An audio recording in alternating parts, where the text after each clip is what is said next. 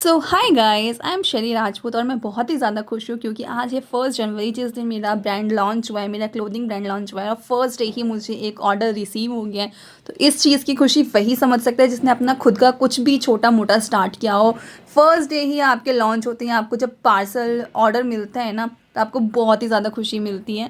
और let's talk about 2025। तो मैं बताऊं कि देखते ही देखते 2025 भी ख़त्म हो गया और हर साल हमने कुछ ना कुछ नया सीखा है।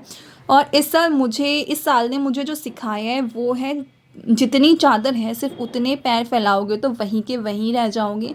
इसलिए पहले अपनी चादर बढ़ाओ और फिर अपने पैर फैलाओ ताकि आप भी तरक्की कर सको। इसलिए मैंने भी अपनी लाइफ का एक बड़ा कदम उठाया और बहुत रिस्क के साथ, मुझे डर तो काफ़ी लग रहा था, पर कहते हैं ना, जो चीज़ मन में हो वो आपको कर लेनी चाहिए। मेरे पास एक अच्छी जॉब है, वही मैंने सोचा कि क्यों ना कुछ अपना खुद का बिज़नेस स्टार्ट किया जाए। बेशक वो छोटा ही हो पर कम से कम छोटा होगा पर अपना होगा। इसीलिए स्कूल में जॉब करने के साथ साथ और गवर्नमेंट एग्ज़ाम की तैयारी करने के साथ साथ मैंने एक क्लोथिंग ब्रांड लॉन्च करने का सोचा, जो होगा वेरी फर्स्ट डे ऑफ 2026। कल जहाँ आपका न्यू ईयर स्टार्ट होगा वहीं मेरी न्यू जर्नी और न्यू चैप्टर स्टार्ट होगा। तो इस ऑर्डर को पैक करते हुए मैं जितनी ज़्यादा खुश थी, मैं आपको वो शब्दों में भी बयां नहीं कर सकती।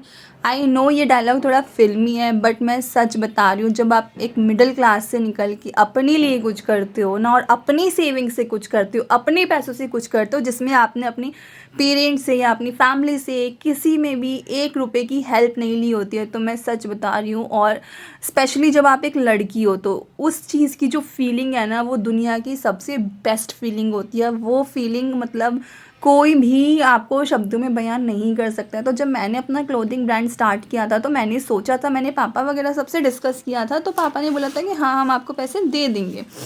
पर फिर मैंने सोचा जब करना ही खुद का है और तो अब मेरे पास सेविंग्स भी हैं क्योंकि मैंने लास्ट जॉब करी ही थी, तो क्यों ना अपने पैसों से ही की जाए।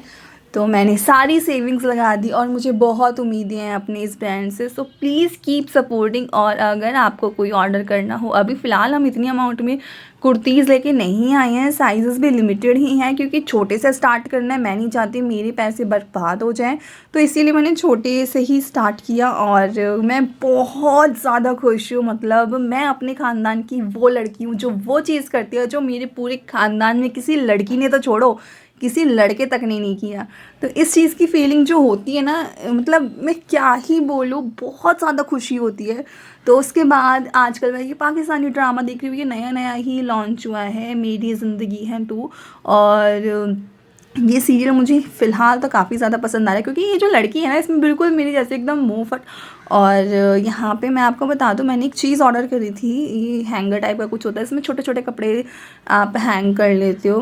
और फिर नेक्स्ट डे हम जाते हैं अपने स्कूल क्योंकि हमें है बहुत सारा काम। हम बेशक जीडी गोइंका में करते हैं जॉब, लेकिन प्रेशर है वहाँ पे बहुत सारा।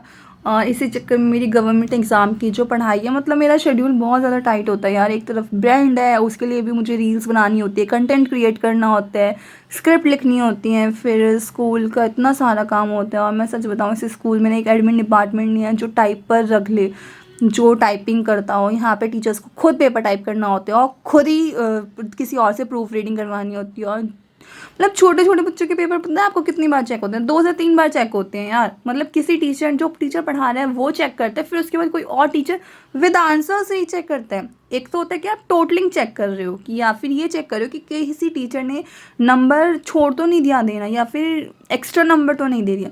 बट यहाँ पे उस टीचर को आंसर भी पढ़ना होता है। तो मैं तो बोलूँगी कि please stay away from GD Goenka, नाम के पीछे मत भागो भाई, बहुत भसड़ है ऐसे स्कूल में। तो मेरा स्कूल का दिन ख़त्म हो चुका होता, मैं यहाँ पे रिक्शे का वेट करके घर आ चुकी होती। तो मैंने मम्मी को कल कहा था कि मुझे जब मैं आऊँ तो प्लीज़ समोसे लेके आना। और मेरी मम्मी मेरी इतनी बात मानती है, इतनी ख्वाहिशें पूरी करती है, मम्मी समोसे लेके आती है। समोसे इंजॉय करने के बाद फिर मैं लग जाती हूँ पढ़ने, क्योंकि जीडी को इनका वाले तो आपको टाइम नहीं देने वाले हैं पढ़ा आपकी अपनी पर्सनल ग्रोथ के लिए, बट आपको अपना टाइम खुद निकालना पड़ेगा।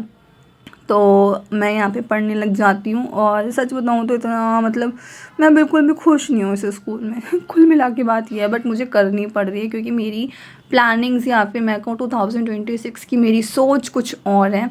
और फिर यहाँ पे मैं कॉफ़ी बनवा के पीती हूँ। यहाँ पे मैं कर रही होती हूँ अपनी इंग्लिश, जिसमें मेरा टॉपिक चल रहा होता है एडजेक्टिव। और फिर इस टॉपिक को ख़त्म करने के बाद क्योंकि ज़्यादा टाइम तो मिलता नहीं है, बट जितना भी टाइम मिलता है मैं यूटिलाइज़ करती हूँ, वर्कशीट्स बनाती हूँ और फिर